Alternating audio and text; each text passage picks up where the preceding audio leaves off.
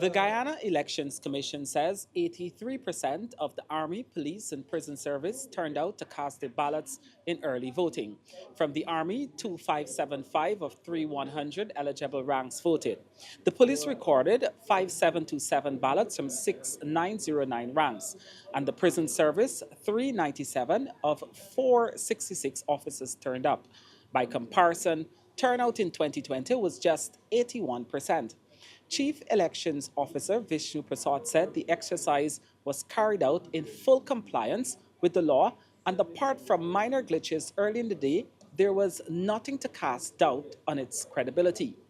But during the sorting process, officials discovered an imbalance in the ballot books for 3 districts, including District 4, the largest voting district. 2 extra ballots were found there, while 1 ballot was short in District 5 and another in District 10. It's not that we have not balanced. All of the ballots that went out came back in. So there's no issue of any imbalance. We have looked at things from every possible angle, and the only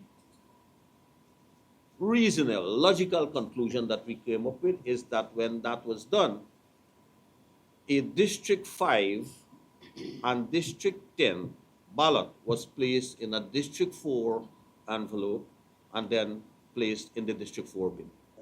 As preparations for September 1st continue, Gecom says its staffing is in place, though some presiding officers declined their appointments and replacements are being sought.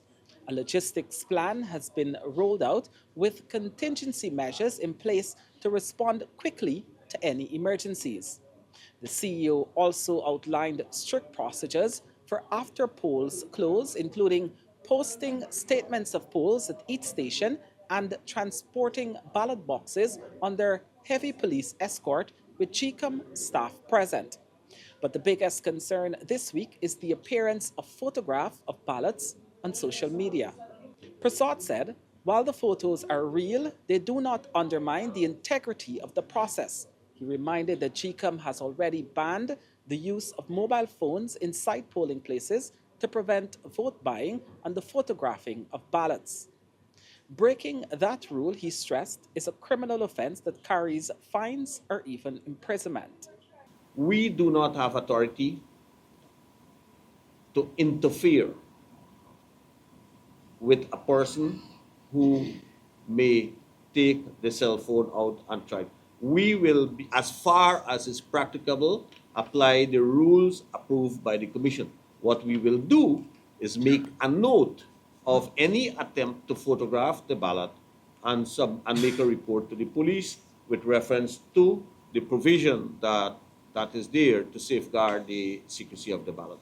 On the setup of voting compartments, Prasad said there had been concerns that party agents could not always observe clearly. He stressed that the running of polling stations is solely the responsibility of Gecom, but to avoid confusion, a pictorial example of how compartments should be positioned will be circulated.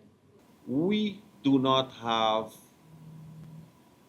what I would call teeth to force someone to comply with this provision. That's one.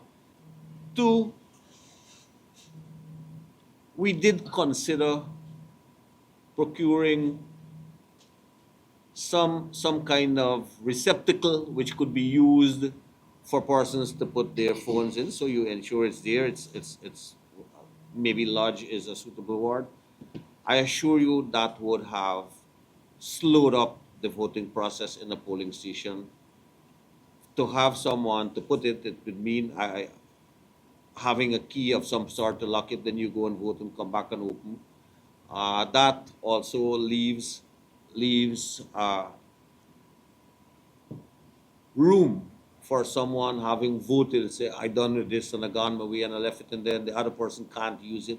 So we did take all of these type of things into consideration, and that is only how we concluded that the measures that we're put in place is the most suitable that we can put in place at this time.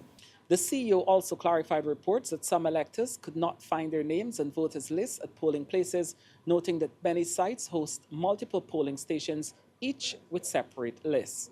With high turnout already recorded from the disciplined forces, Gecom says it is now focused on ensuring that the wider vote on September 1st runs smoothly and withstands the closest public scrutiny. For the newsroom, Kurt Campbell.